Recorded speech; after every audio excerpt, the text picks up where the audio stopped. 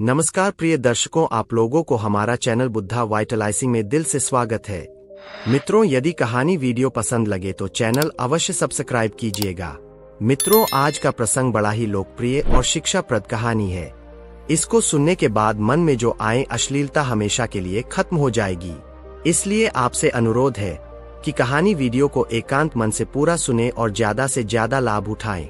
जी हाँ मित्रों, गौतम बुद्ध के समय की एक प्रसिद्ध प्रेरक कथा है जिसमें एक हरियाल पक्षी और एक मैना की बातचीत के माध्यम से मन के गंदे विचारों को दूर करने का संदेश मिलता है।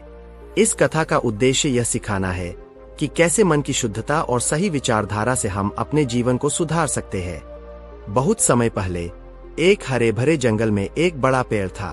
इस पेड़ पर हरियाल नाम का एक सुंदर पक्षी और उसकी मित्र मैना रहती थी।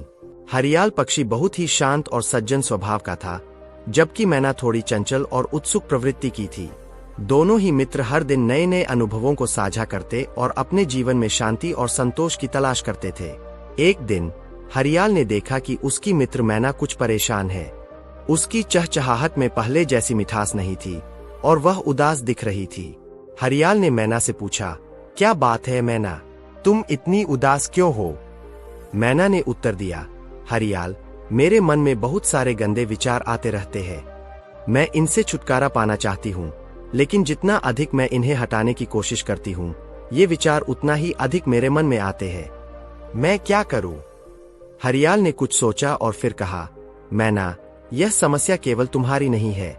हर किसी के मन में कभी कभी ऐसे विचार आते हैं, लेकिन महत्वपूर्ण यह है कि हम इन विचारों को कैसे संभालते हैं। मैं तुम्हें एक कहानी सुनाता हूँ जिससे तुम समझ पाओगी कि हमें अपने मन को कैसे शुद्ध रखना चाहिए। गौतम बुद्ध के समय में एक व्यक्ति था जिसका नाम हीरालाल था। हीरालाल एक प्रतिष्ठित परिवार से था, लेकिन उसके मन में हमेशा गंदे और नकारात्मक विचार आते थे। वह अपने जीवन से कभी संतुष्ट नहीं होता था और हमेशा दूसरों की बुराइयों पर ध्यान देता था। उसकी इस आदत से वह खुद भी दुखी रहता था और उसके परिवार वाले भी परेशान रहते थे। एक दिन हीरालाल ने सोचा, मुझे गौतम बुद्ध से मिलना चाहिए। शायद वे मुझे इन विचारों से छुटकारा पाने का कोई उपाय बता सके। यह सोचकर वह गौतम बुद्ध के पास गया और अपनी समस्या उनके सामने रखी। बुद्ध ने उसे बड़े धैर्य से सुना और फिर मुस्कुराते हुए कहा, हीरालाल, तुम्हारे मन में जो गंदे विचार आते हैं वह सिर्फ तुम्हारे मन की स्थिति का प्रतिबिंब है। जिस तरह एक गंदे तालाब में साफ पानी की उम्मीद नहीं की जा सकती, उसी तरह एक अशांत मन में शुद्ध विचार नहीं आ सकते। बुद्ध ने हीरालाल से पूछा, अगर तुम अपने घर के आंगन में कचरा फेंकोगे तो क्या वहां फूल खिलेंगे? हीरालाल ने उत्तर दिया, नहीं गुरुदेव, कचरे में फूल नहीं खिल सकते। बुद्ध ने कहा, बिल्कुल सही। इसी तरह अगर तुम्हारे मन में गंदगी है तो तुम्हारे जीवन में खुशी और शांति कैसे आ सकती है? इसलिए सबसे पहले तुम्हें अपने मन के कचरे को साफ करना होगा। हरियाल ने मैना को इस कहानी के माध्यम से समझाया कि मन की शुद्धता कैसे प्राप्त की जा सकती है। उसने कहा, अगर तुम चाहती हो कि तुम्हारे मन में अच्छे विचार आए तो तुम्हें अपने मन को स्वच्छ और शांत रखना होगा। जैसे गौतम बुद्ध ने हीरालाल को समझाया, वैसे ही तुम्हें भी अपने मन के नकारात्मक विचारों को हटाने के लिए पहले अपने मन को साफ करना होगा। मैना ने पूछा, लेकिन हरियाल, मैं अपने मन को कैसे साफ कर सकती हूँ? हरियाल ने उत्तर दिया, इसका एक सरल तरीका है। जब भी तुम्हारे मन में कोई गंदा या नकारात्मक विचार आए तो तुरंत उसका स्थान किसी सकारात्मक विचार से भर दो। जैसे अगर तुम्हें किसी से जलन हो रही है तो उसके स्थान पर उस व्यक्ति की किसी अच्छाई के बारे में सोचो। अगर तुम्हारे मन में कोई भय या चिंता का विचार आता है तो अपने भीतर आत्मविश्वास और साहस की भावना लाओ।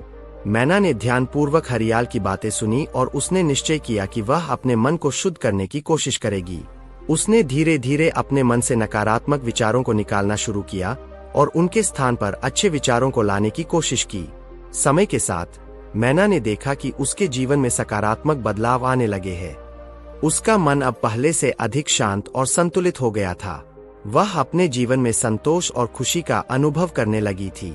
हरियाल और मैना की इस कहानी से यह सीख मिलती है कि मन की शुद्धता और सही विचारधारा से हम अपने जीवन को सुखमय बना सकते हैं। गंदे विचारों को दूर करने के लिए सबसे पहले हमें अपने मन को शांत और स्वच्छ बनाना होगा और उसके लिए सकारात्मक सोच और सही दृष्टिकोण आवश्यक है।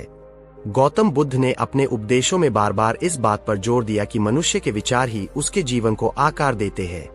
उन्होंने कहा, हम वही बनते हैं जो हम सोचते हैं। शुद्ध विचारों के साथ काम करने पर खुशी जैसी छाया की तरह कभी हमारा साथ नहीं छोड़ती। इस शिक्षा को जीवन में अपनाने से हम अपने मन के गंदे विचारों को दूर कर सकते हैं और अपने जीवन को सकारात्मकता और शांति से भर सकते हैं।